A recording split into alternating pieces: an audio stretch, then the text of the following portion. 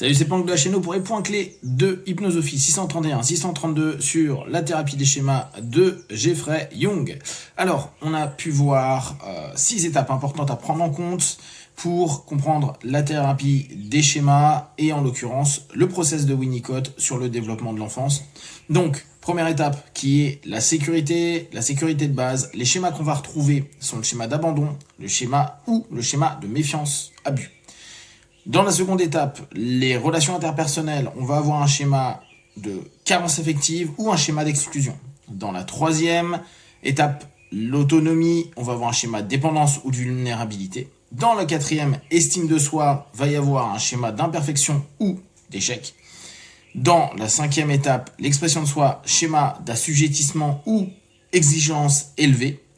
Et enfin, pour les limites, un schéma tout nous est dû. Rappelez-vous, on est dans un modèle fight, freeze, flight, c'est-à-dire qu'on peut répondre de ces 3 façons par rapport au schéma qu'on a mis en place. Souvenez-vous, on recrée constamment dans nos vies des schémas qu'on a connus quand on était enfant, et au travers de ces schémas, on va avoir un blocage et une répétition constante psycho-émotionnelle.